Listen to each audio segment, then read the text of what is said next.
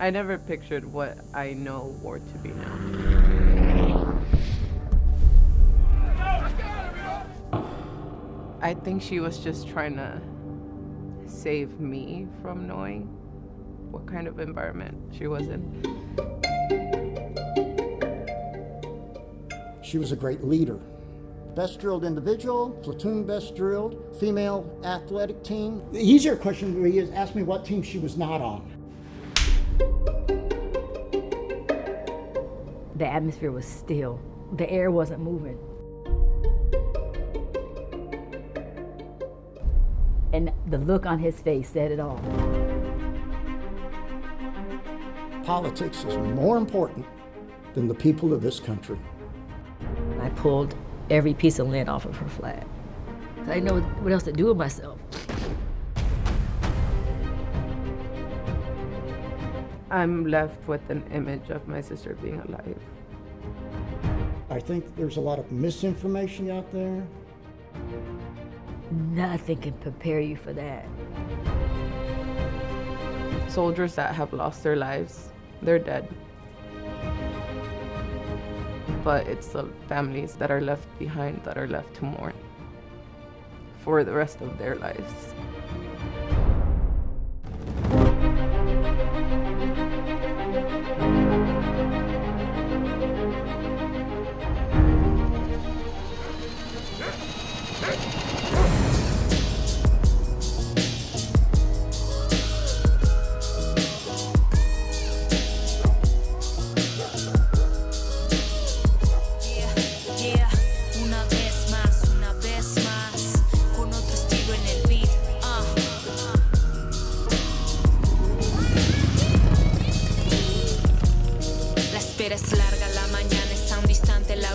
Llega la noche oscura en donde solo estrellas imperan. Temperatura sube bajo las sábanas, mente inquieta como los gatos que de noche andan en banquetas, rondando calles, naturaleza extrema, fumando un poco para calmar esta cabeza. Háganme caso que mis razones son ciertas, verdades ocultas entre las líneas de mis letras. Un poco tarde que vengas a decirme lo que he visto con mis ojos, lo que he vivido, y no sirve que quieras mentirme, que quieras impresionarme, si en mi carne están las marcas invisibles de los años. No hay desengaño si no esperas nada a cambio. El que le teme a la muerte es porque débil no ha pagado. Hagan sus cambios mientras tengan el recibo a mano. No sirve solo contratar y prometer en vano. Horas, sueños, libres, mentes. Nunca duermas porque estás rodeado de dementes. Sangre, ira, vida, muerte. Nunca duermas porque si no quedarás inerte. School was never challenging for me. So my senior year, I knew I wanted to go to college, but college was not talked about or introduced to people that looked like me. So my best friend said, hey, join the military. The military will pay for college. I'm like, oh, cool, sweet. I'll get a job and I'll be able to go to college. 28 years later, I was still in. First time I met Jenny, I'll never forget. We're on, I think, Ruck March number 2 or 3, so it wasn't that long. It was like maybe 6 or 9 miles. It wasn't that much, but everything was time, and you were trying your best to do your best. So she's ruck marching. I'm sucking ass, not gonna lie. I'm carrying like 35 pounds of stuff and sleep deprived. And she comes blazing by me. Now we're the same height. I'm like, holy shit, who the hell is that? If I can keep up with her, if I can keep her in my vision, I'll be okay. I know I'll make the time. So I rode up there alongside. I was like, hey, what's your normal ruck march time? Like, you're gonna keep this pace the whole time? Because she's moving. And like, I'm out of breath. She's like, oh, I don't know. I'm probably gonna do like 10, 11 minutes the whole time? Like the whole way? Yeah, I think so. I'm like, okay, cool. I'll try to keep up with you. About a mile later, I was like, fuck that. Go, girl. I cannot keep up with you. So at the end, when we get done, like, I'm still tired and she's done because she got there way before I did. And I was like, yo, what was your time? Like, would you come in? She's like, oh, I don't know. Like 1:15, I think.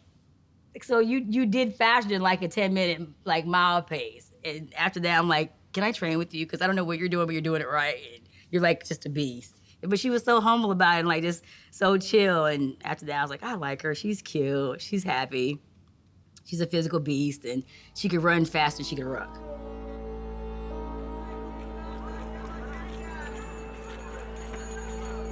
7 years into this war, U.S. commanders from Kabul to Washington are pleading for more soldiers. We'll go ahead and stop here and talk to people.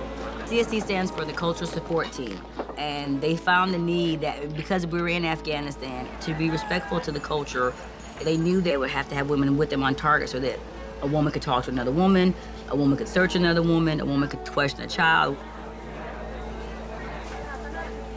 Whereas culturally, it's not acceptable for a man to do that at all. So if their own men don't do it, they weren't gonna allow our Americans to do it. So they were being very culturally respectful. And from that, they sent a call out asking for volunteers throughout the military. And it wasn't just the Army. I went through with a woman from the Air Force. There was a couple Navy women that did it. So it was across DOD, across the board. They were looking for women volunteers who would put themselves in harm's way to do this mission on target with the guys. A, are you the right fit? Are you the right caliber? Do you have the right profile that we're looking for? Right amount of diversity within your own training, your job, to do what we need you to do.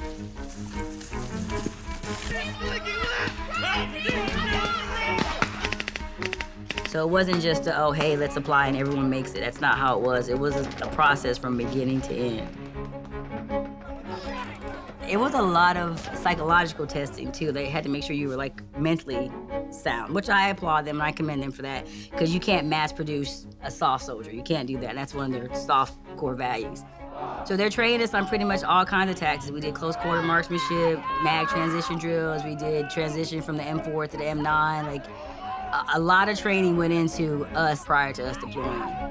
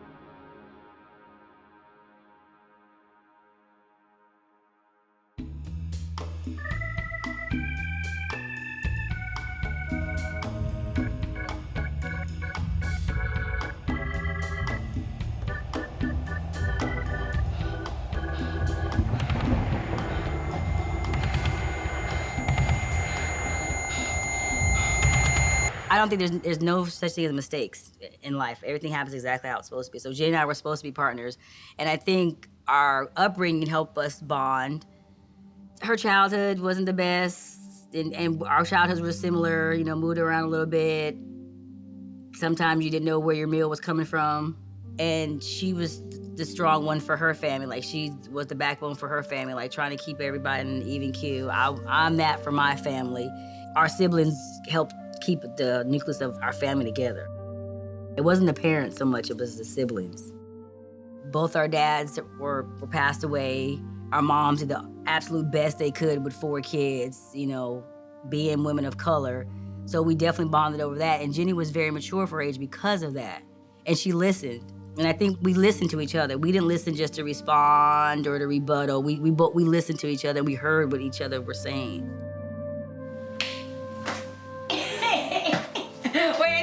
Slow, okay, do it again. Come on, get it up. Come on, man, get it together. Come on. Yeah, look, okay. I don't have that perception. It's so retarded. It was so much more than us. It was bigger than us, what we were doing.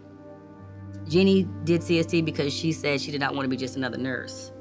She wasn't doing it for the clout or the stats. Whereas, I'm gonna be honest, a lot of women were. They were like, fuck yeah, I can go do this badass stuff so I can say I'm a badass. That was not Jenny's reason for that. Jenny wanted to do it because she did not want to be just another nurse. And then for me, we had to get it right. I have a daughter that's watching me. All of America was watching. We had to get this right.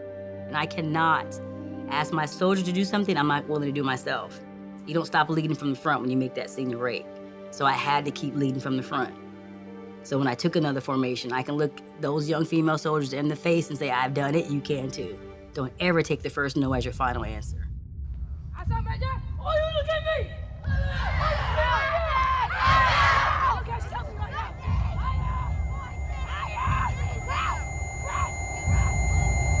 I fully believe we're single-handedly responsible for the reason why they finally said yes to Ranger School and yes to combat armed, because here you have this group of women who we ponied up, we volunteered, you asked for volunteers, we volunteered. We volunteered to serve our country first, and we volunteered to do CST. We volunteered, we put ourselves in harm's way. We have definitely changed some mindsets, and we have changed the doctrine.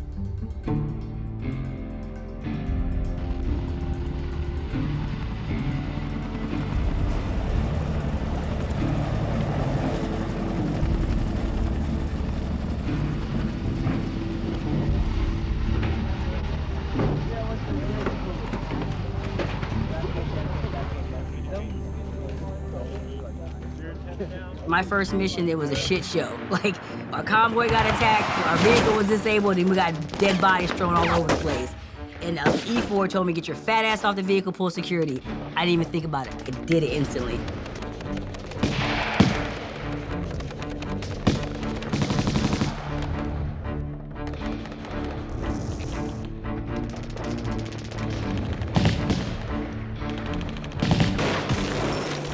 Take care of yourself on target. You're doing what you need to do with the women and children so they can do what they need to do. And you're just going to get answers, basically. You're going there to find somebody and to get answers. But at the same time, we're keeping everybody safe because, let's face it, we're in the middle of a conflict and they don't want us there.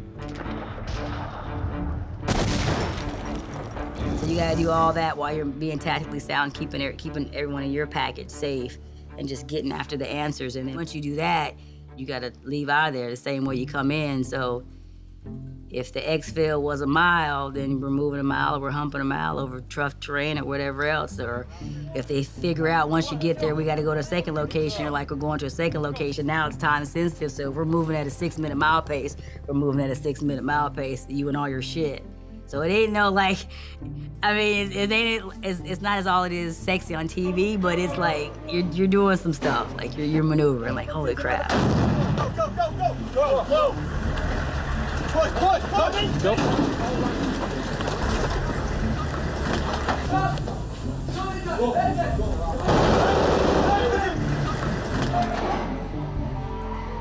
Oh, stairs.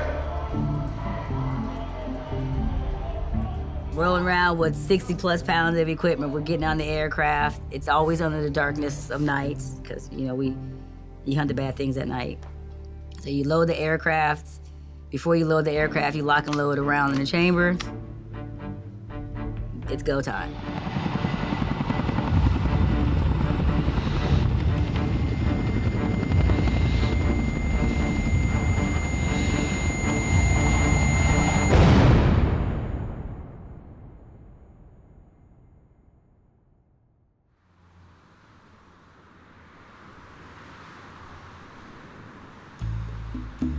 San Diego, a place where you can truly get some fun out of life.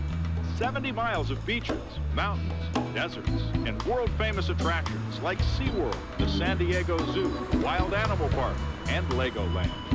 San Diego is also home to America's largest balloon parade. The Pacific Life Holiday Bowl invites you to sit back, relax,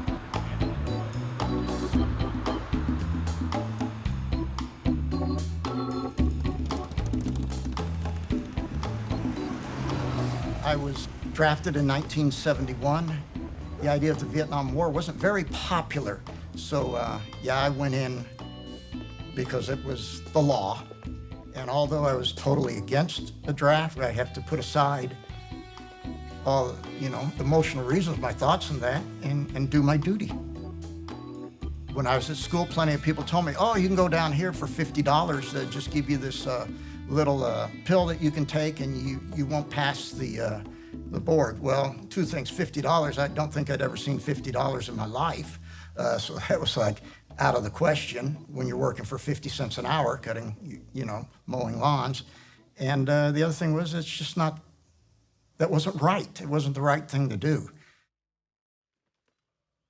Company will order arms. Order! Jennifer's older brother was in the program, Ivan. He had come around, and then following him were these two little tiny girls who I didn't even know, but they looked kind of like the same, like maybe they're twins even. And that was Zhari and Jennifer. They were maybe 8th graders.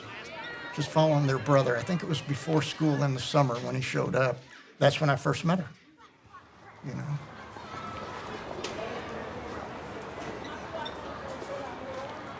I can only guess. I don't know the points. I'm sure I've heard at times that our demographics here has probably always been at least 80% Hispanic and higher.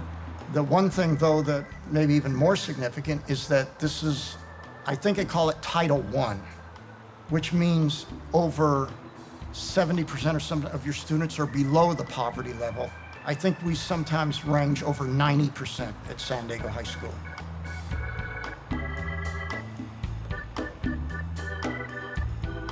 In the 90s, we were pretty much in this area was basically two groups that were fighting for members to be in their gangs. And a lot of the kids here at San Diego had that pressure on them all the time to join the gangs.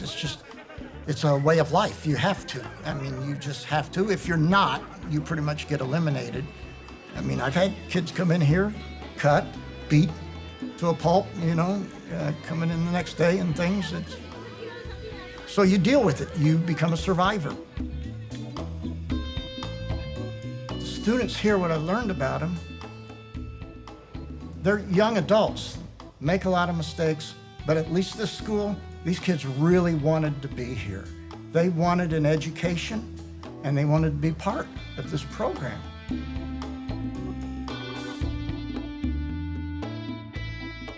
Ivan had a little bit of a temper. I mean, he had a chip on his shoulder. He raised those girls. There was no father involved there. I think the father was killed when Ivan was probably about 5. So he became daddy, had to take care of those girls. And they lived in a little, pretty much like a little garage type thing, a very small area where they lived. And so time is tough, but that's growing up, you know, in the city. That's just the way it is. Oh, say, can you see by the Presenting our nation's colors this afternoon, the San Diego High School Army Junior ROTC. proudly we hailed at the twilight's last gleaming, whose broad stripes and bright stars. We're a small group, this ROTC. We have many competitions during the year, many teams, many this, and she was on every single one. It just made no difference what the team was. I'm on it. Oh my goodness, let's see, we start off the year, so you have best drilled individual, squad best drilled, platoon best drilled, female athletic team, you know, physical fitness team. See, after that, then we have the unarmed drill team, we have the armed drill team, the marksmanship team, goodness gracious, color guard, she was also in charge of color guard, and on the competitive team color guard, was at every single community service. She was a staff officer, she was brigade officer, she was, my goodness, went to every summer camp she could go to. The easier question would be, ask me what team she was not on.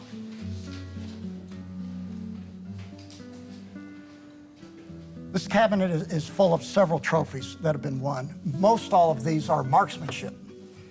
Of particular interest you may have is that each year, the outstanding marksmanship, that means the average score for the entire year, is personally given this perpetual trophy, and on it are engraved the names. One of the ones on here of the students, as you see, we've got front and back, this has been around a long time, is Jennifer's, and she happened to be the top marksman in 2005 and 2006. She's been known to score in a single meet, easily shoot a 270.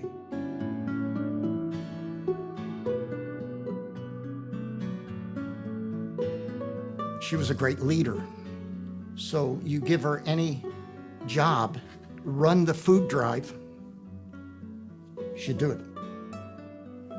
Hello, fellow cadets. My name is Cadet Sergeant First Class Moreno Jennifer, and I would like to be this year's attendant. She was an organizer, a leader, and just by her personality and her mannerisms and the way she conducted things, people wanted to follow. As your attendant, I would be in charge of organizing all social functions and designing the Cadet Ball Centerpiece. If I am elected attendant, I want you to know that you can count on me to always get things done. She accepted responsibility. Remember, responsibility is always yours. You cannot delegate responsibility. So remember, vote Cadet Sergeant First Class Moreno Jennifer as this school year's attendant. Thank you. You have your positive thing, but her positive look on life came out of her. I don't know, sometimes people say, you know, I've always felt that way, that I can just kind of feel vibrations from people. Sometimes I even almost like see colors around people, that you have this brilliant glow about you. You know, if you walk into a kindergarten class and you ask all the students, how many here want to go run a marathon? Oh, I do. Well, what's a marathon? By the time you get to 9th grade, ask a kid, who wants to go to, oh, man, don't raise your hand. It ain't cool, man. Keep your hand down. We ain't gonna raise our hand. No, Jennifer was still, I can. And then there would be this glow and this smile about it. Like, I'm serious, yeah, really, when can we go do it?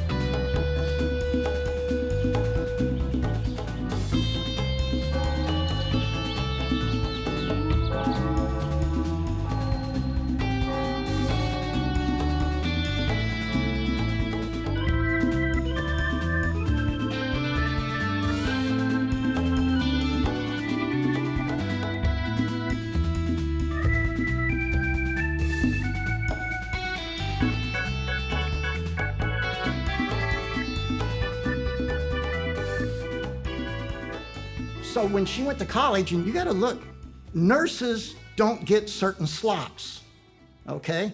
USF is one of the nursing schools.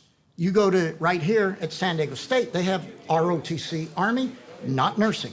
There are only a couple of schools that offer Army nursing scholarships, ROTC. Now that colonel there also has all the rest.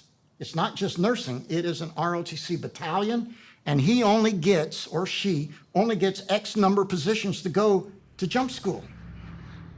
You have to compete for that, and in the back of their mind, who needs the wings more? This young cadet who's going in a combat arms position has to have it. It's almost essential. You can't be an officer and not have wings. A nurse doesn't need wings to get promoted.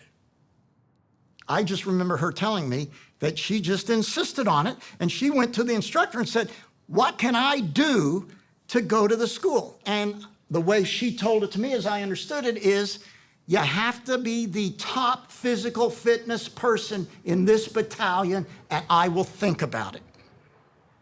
Yes, sir.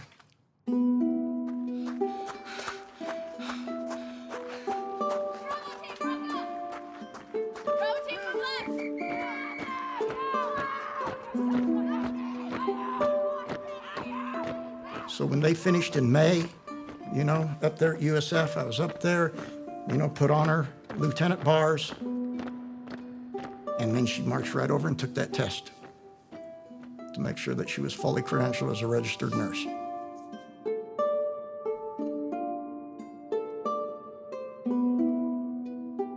When you're commissioned, you have a choice of who you want to pin your rank on. Sometimes it's a family member. Usually that's who it is. But it's just a tradition.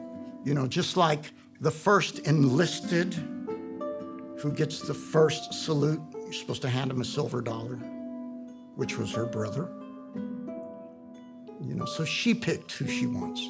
That's her choice. She chose me.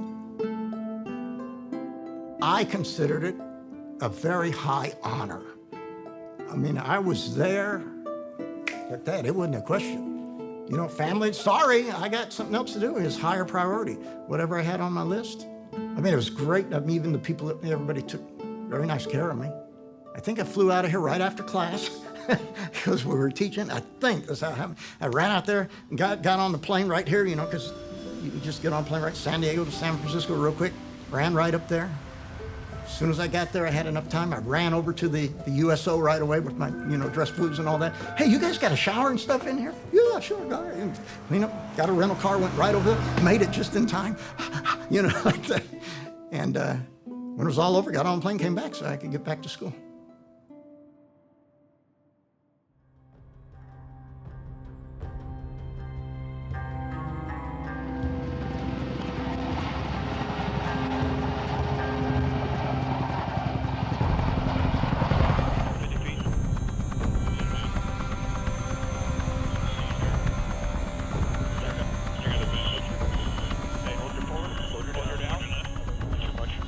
They pushed me to Kabul. They moved me to another location for another mission. So Jenny and I separated.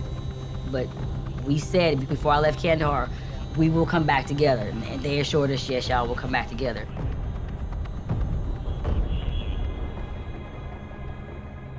When I left, I was like, okay, I'll come see you as much as I can, just to check on her. In the meantime, I will talk to you every day before every mission. Call me, we'll talk through the mission together.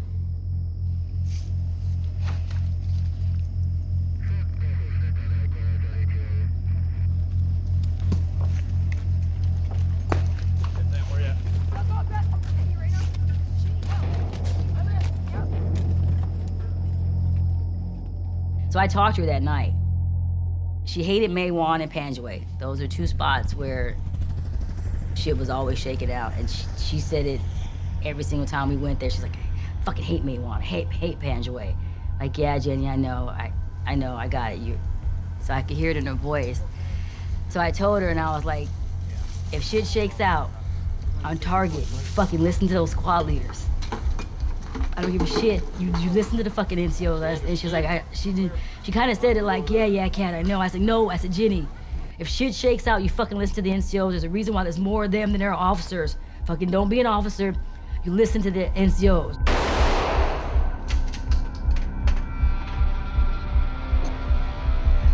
More doors. Let's go. I need some guys. Hey, it's me. And she's like, well, I gotta go. They're getting ready to brief now. I was like, all right. I said, Jenny, call me back. You know I'm a mom, I worry. And she was like, yeah, Kat, I'll call you back. I was like, good luck, take care of yourself. Talk to you when you get back. And she's like, keep a peanut, Kat. I said, keep a peanut, Jenny. And then she hung up the phone.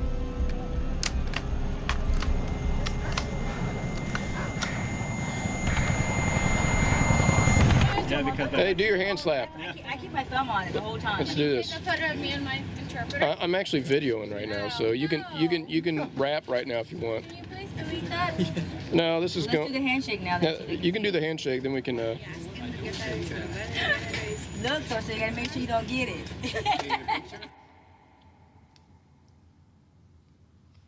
I stayed there for a couple of hours. I'm in the jog by myself. I fell asleep, I dozed off, and I woke up like an hour later. I looked at the clock, I'm like, damn, it's kind of late. I said, well, let me just take my kit and my stuff, and I'll go back. So I walked over to my hooch, and I don't know, it was just like an eerie calm in the environment, and the stars were like so bright, and like the ceiling was low, like I could almost pull the stars out of the sky that night. It was just like that bright, that luminous, and that calm. I remember walking slowly to my chew, and I was like, man, it's kind of peaceful tonight. I walked in there, I said, I'm just gonna lay down for a minute.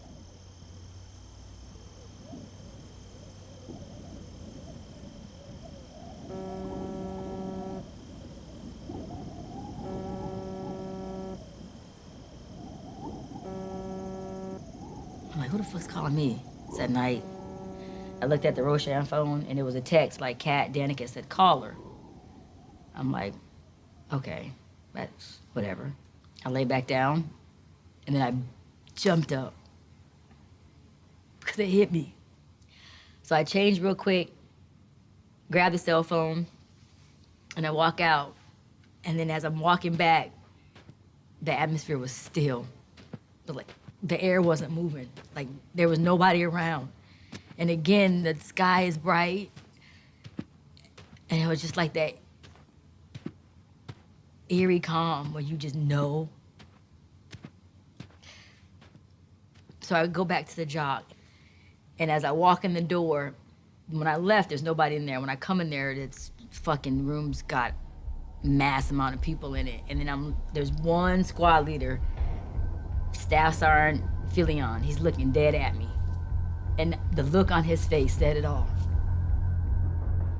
The first report I read someplace was that they were not going to a mine manufacturing, that a top designated leader of the Taliban was there, and that's why all these Rangers were going there to get it. When they landed on the ground and did their little looking, you know, there was no intel that there's going to be these mines going off. The first person walking out, when they saw him and they gave the command, you know, I think the female was the first one walking out with a suicide vest and let it go, and the sergeant there who was at the front, the squad leader, got ripped apart, you know, from the explosion and things like that, because I guess he tackled her and took her down so it wouldn't affect the other ones in the patrol.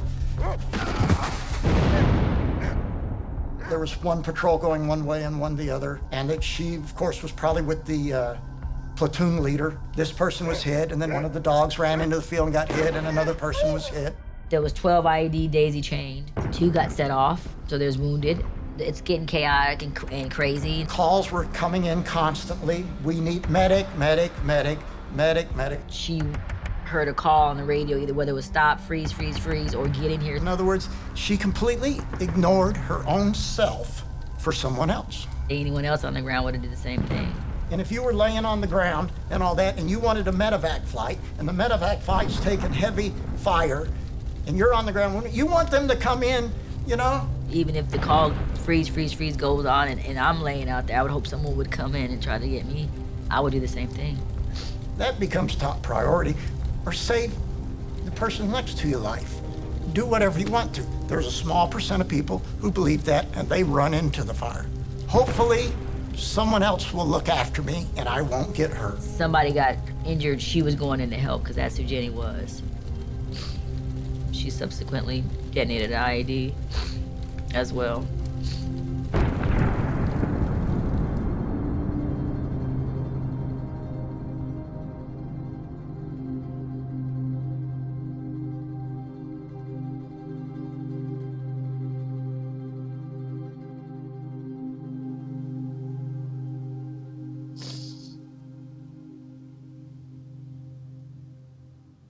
I called Danica again. I said, Danica's cat.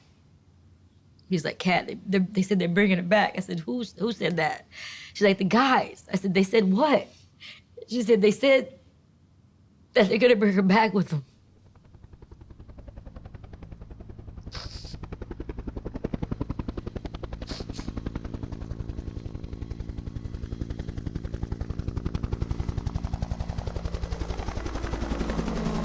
I just know that there's, I think misinformation may be out there. I think there's a lot of prejudice that has gone into the stories that were being told. I tried to do research, and there's still very, very little details. And I've researched as recently as within the last month. So again, there's very, very little to be known about it. Got to Kandahar, got there right when they were doing the memorial. So everybody's standing outside on the tarmac, quiet. Chaplain's giving a speech or something, and then I look over here to the aircraft, and man, nothing can prepare you for that. And you see the 4 silver caskets draped with that American flag. You're like, man, in the blink of an eye. Like, how do you go from laughing with the person blowing fucking Oreos through your nose, you're laughing so hard, to keep it P-Nug, to now I gotta take you home to your family.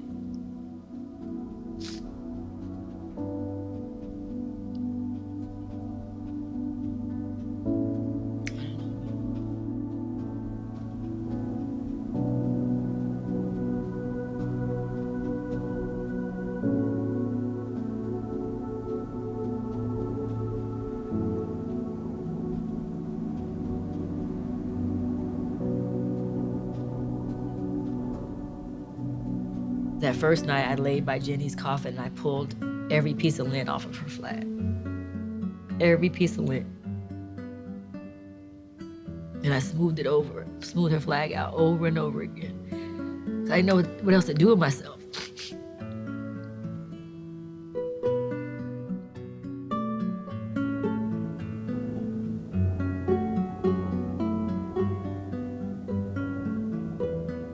And then now I got Palmer, Dryden, and Ryan. They're escorting their packs back. So of course they give me the manifest. They give me all the fucking paperwork. So now I'm in charge. And I'm like, man, I don't even want to fuck with y'all. I just want to sit here and talk to Jenny. Like, I don't even want to do this. Like, I don't want to be in charge right now. Like, I want to do the same thing you're doing. You're taking your person back. That's all I want to do. Like, I don't want to have to deal with any of the extra stuff, but that's not why you get paid the big bucks, I guess.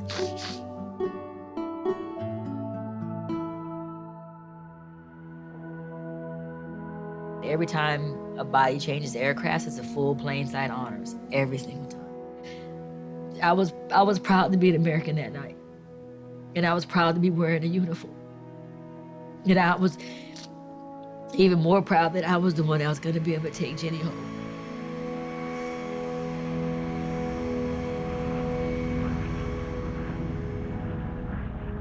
As soon as we land in Dover, we just all look around, and I just said, I don't care what happens next, but just know it was an honor bringing them home with all of you today. And we kind of all went our different ways because each family was in the family holding area, but in different areas of it. So I walk over there, and they're all sitting there with her mom. And I just look at Giraldi because I'm like, you must be Giraldi. Because she looked just like Jenny. And I gave her a hug. And then I hugged Geritza because I'm like, she told me all about you. Because she talked about her family all the time. Like, a lot of what she was doing was to make her family proud. So I felt like I knew each one of them. Like when I hugged them, like she was hugging them too. She gave her life for this country, and it was an absolute honor for me to take her home and to bring her to her family so they can lay her to rest in her final resting place. It was a huge honor. And yes, it takes an emotional human toll on you, but I wouldn't have had it any other way. And I'd be damned if I was gonna let somebody else do it anyway. It's our way of paying respect and then making sure they come home with dignity and honor.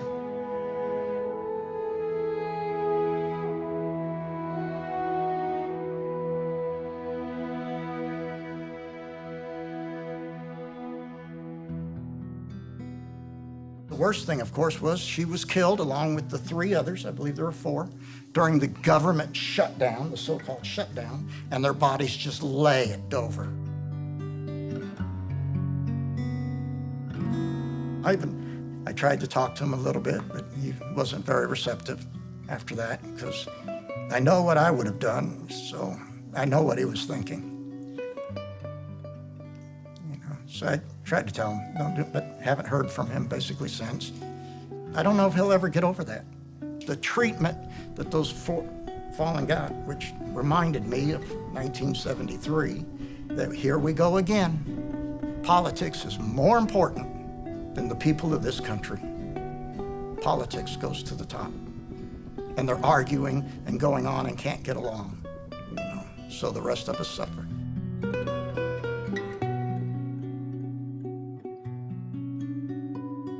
At first, Jenny was my advisee, then my student in a class, and finally she became my colleague and my friend. And I had a wonderful time learning more about her family and her lifelong dream to attend USF and become a nurse. She told me that at first, she thought she would have to go to a community college, but an ROTC scholarship helped her to fulfill her nursing dream and gave her a new goal to be an officer in the Army Nurse Corps. She talked about her life as the child of a single immigrant mother and how proud her family was that she was the first to attend college.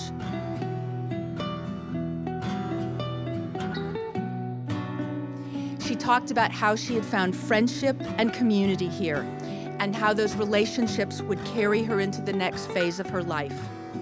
She had her entire life, her entire career in front of her, and she couldn't wait to get started.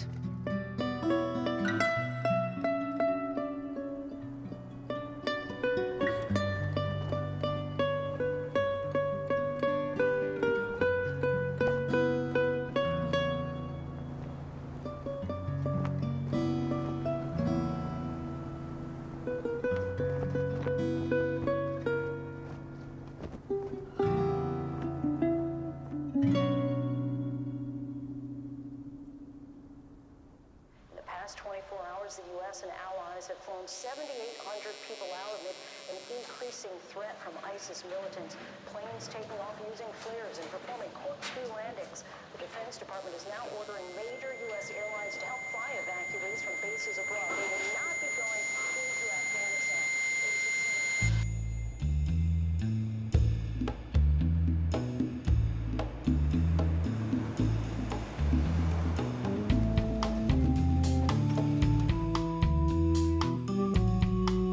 She was never someone that was really pushy. She was more, tell me what you need and we'll try to get you there.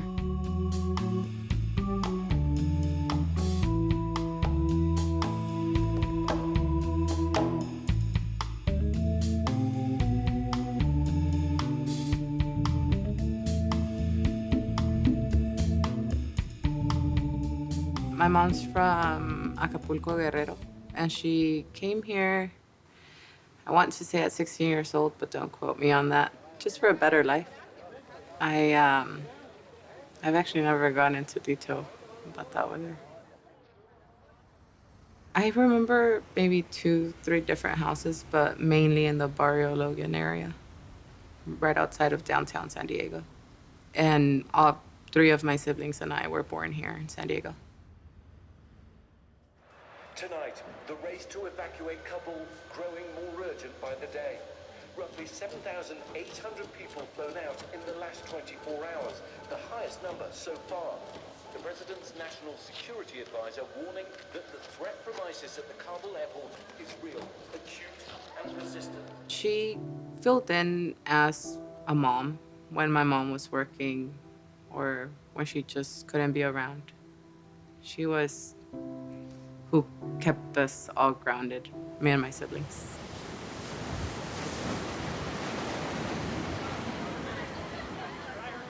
There's actually 2 years where I didn't speak to any of my family, including her, and she tried to talk me out of issues I was in, and I ignored her.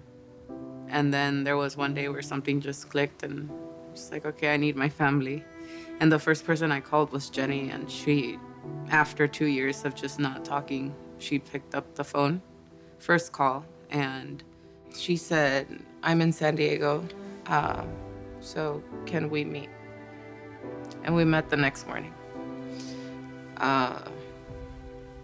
She was wearing this blue ruffled skirt, and it was like a brown wife beater. She was waiting outside of Jamba Juice with 2 mango go-gos, because that was our go-to treat.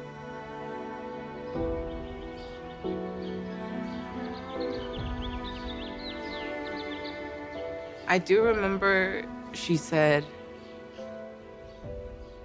I feel so bad that I have such a good life and you don't. Because obviously life goes on no matter whatever happens, and you have to keep moving forward. But she always had me in the back of her head. So as good of a life as she had built for herself, like, she never forgot. I mean, maybe it was meant for me to take those 2 years to just realize that I couldn't go down that road. She made sure to follow up on how I was doing, or what I was doing with my time. She made sure that I was contributing to the house, the expenses. And then I mentioned to her that I went back to school and got back on my feet. She just had that nurturing and caring thing about her, always.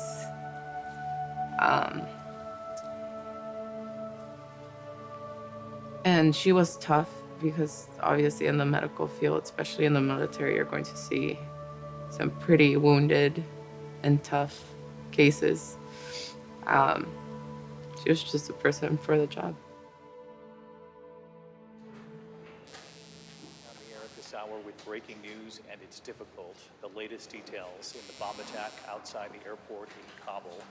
We have just learned from the Pentagon, this is their statement, we can confirm that a number of U.S. service members were killed at the Kabul airport. A number of others are being treated for wounds. It was a Sunday morning.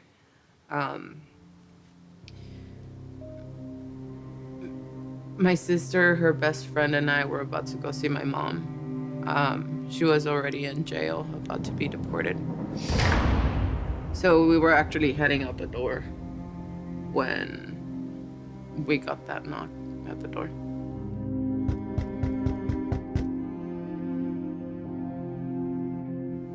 My sister opened the door, and then I kind of peeked out. And I asked where Jenny was.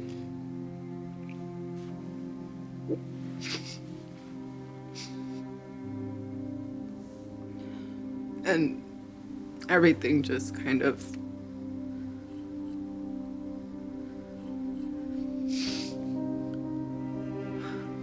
my mom was devastated, and we obviously couldn't hug her. We saw her, but from across a glass window.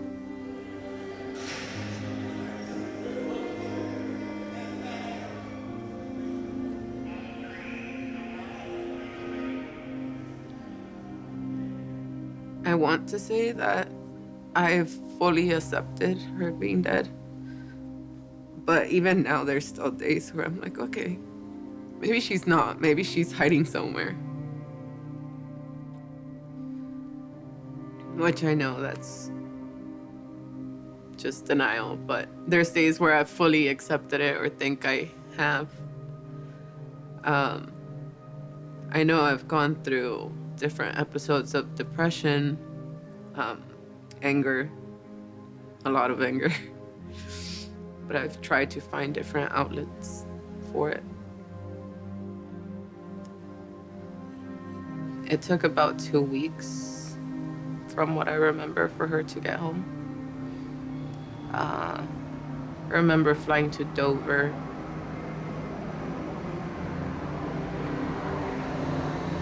Which I don't really remember the flight, but that was the first time that I had gotten on an airplane.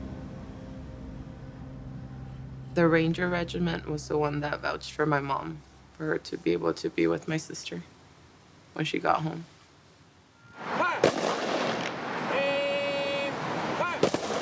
I don't really remember the funeral. Which, in a way, I kind of appreciate.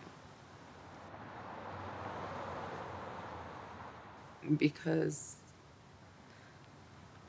I'm left with an image of my sister being alive.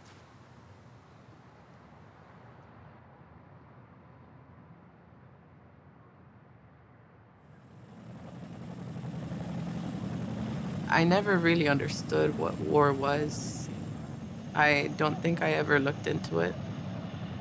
And I think she was just trying to save me from knowing what kind of environment she was in. Because I would ask her, like, okay, well, how are things there? Kind of thinking it's almost like a vacation, now that I think of how I was asking it. And she'd be like, it's fine. Like, I want to come home, but it's fine. And I asked her where Afghanistan was, and her response was, Eureka, can you pick up a fucking book sometime? I'm like, well, I don't need to look at a book. I'll travel and then I'll figure it out. Yeah. I never pictured what I know war to be now. Hey, stop short! Stop short!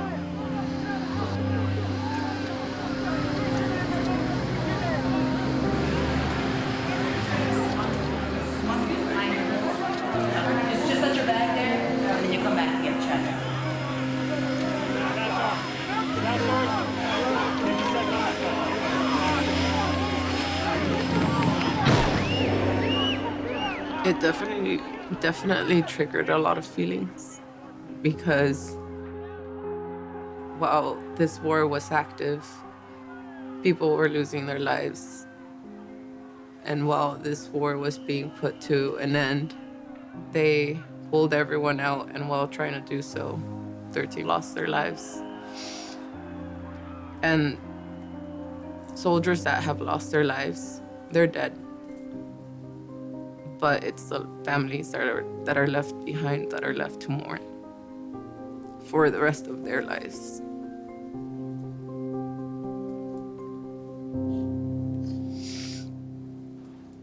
The Taliban have issued a statement essentially also condemning the attack, but saying, well, the Americans were in charge of the perimeter. I mean, that's totally untrue. This bomb blast happened right outside the gate. The onus also depends on the Taliban for not controlling.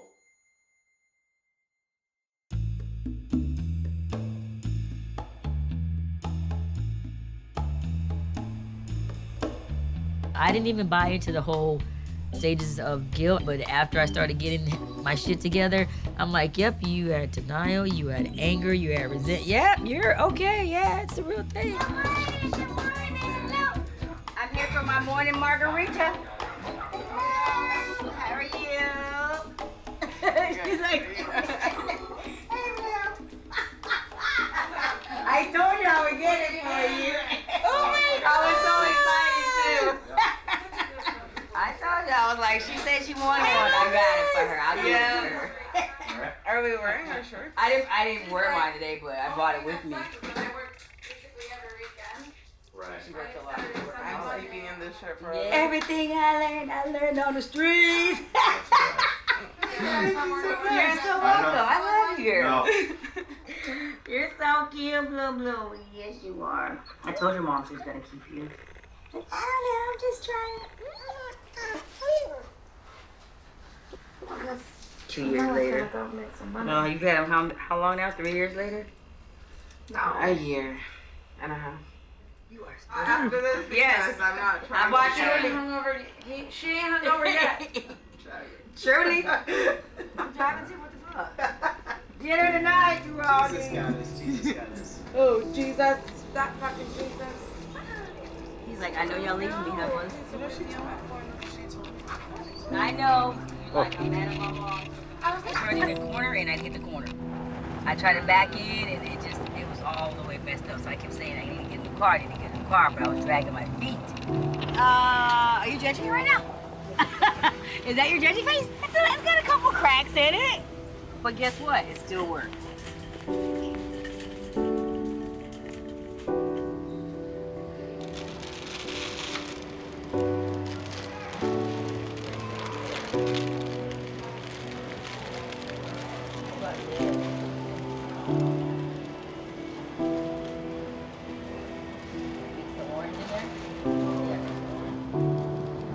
I didn't think she was gonna wake up. Oh, it is? Oh, she was knocked out. She looks wide awake though, like, I'm wide awake.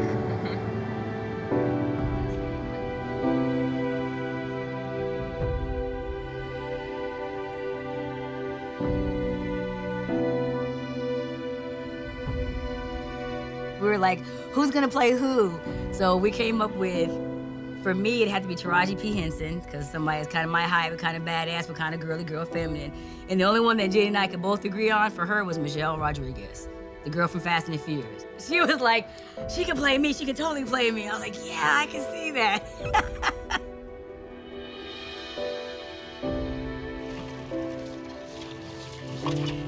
We didn't get any of the things either, the little vases. I can't grab it.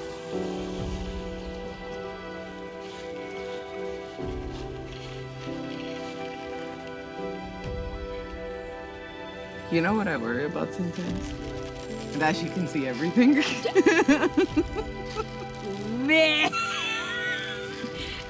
On them days where you're like fucking up royally, like, oh man, she's watching right now. Like, oh, I'm not doing her proud. This is not a good moment. This is not a good look. I have good intentions, I promise.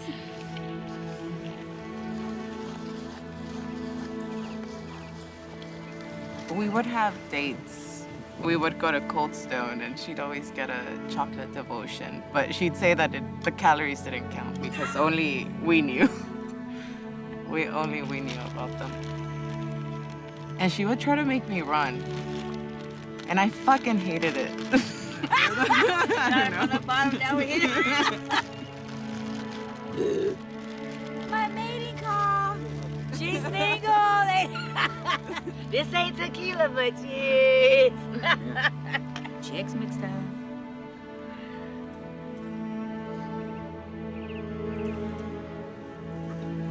The only one argument or disagreement between any of us, the four of us at Kandahar South, Danica and Amanda were partners, Jenny and I were partners. The only one small discrepancy we had, Jenny called me on my shit because I was mad because Danica had a piece of information, a piece of equipment that could potentially save our life on target. And I was mad because she didn't share it. And I'm like, what the fuck? Like, you have this, you know this, and you're not telling us? Like, why would you not do that?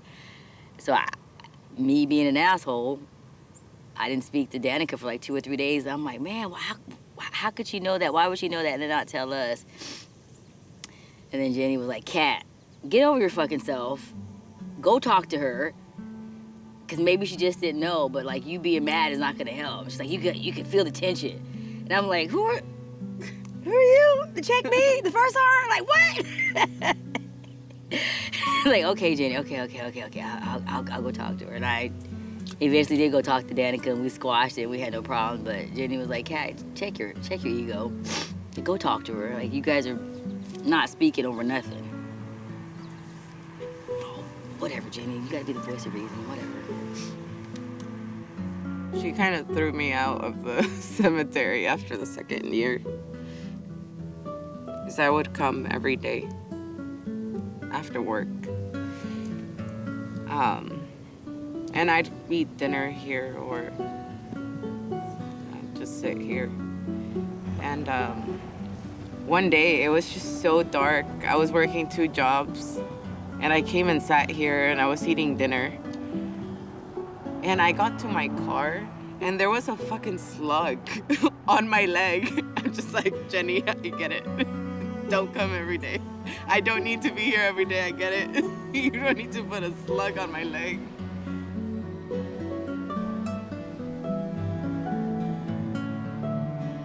Because we worked at night and slept during the day, she had, we put cardboard over the window so it would be dark in there when we were trying to go to sleep. But she put Christmas lights around the window and she'd plug those in. So one day we were getting ready to go to sleep and I was getting ready to unplug the lights and then Jenny was like, no, Kat, leave the lights on. Can you leave them on? I'm like, girl, I'm trying to go to sleep in here. And she's like, no, Kat, seriously, I'm afraid of the dark. It'll help me better. I was like, say no more, I got it. And so from then on, every night we had a night routine. Jenny would read a scripture in the Bible. We'd talk about the scripture in the Bible. We'd talk about her nephew, because she had a nephew back home. We'd talk about our family. And then I'd plug the lights on and we'd go to sleep.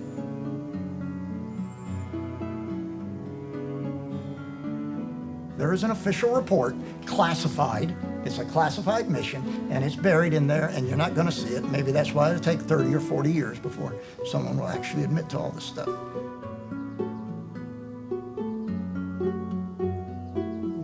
It'll come out in time. I bet you it will.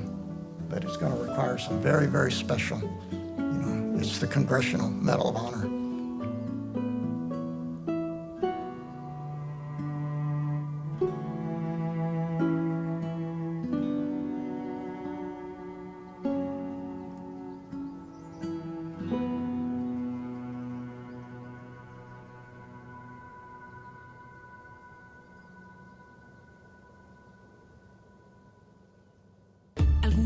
Que el dinero compra todo, que cuando tienes tanto vales, no hay otro modo.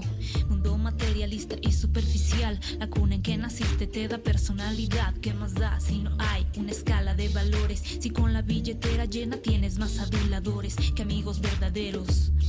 Gente a la que no le importa, solo quieren tu dinero. Cuanto más das, cuánto es lo que pagarás. Si la escalera al cielo no tiene exclusividad, ni hay una chequera con fondos suficientes para comprar talento o fans adolescentes. Te mientes, te miras al espejo y sabes que el respeto es algo que no pagan los billetes. Lo ganas poco a poco entre las calles y le pides siempre a Dios que te ayude a que no falles.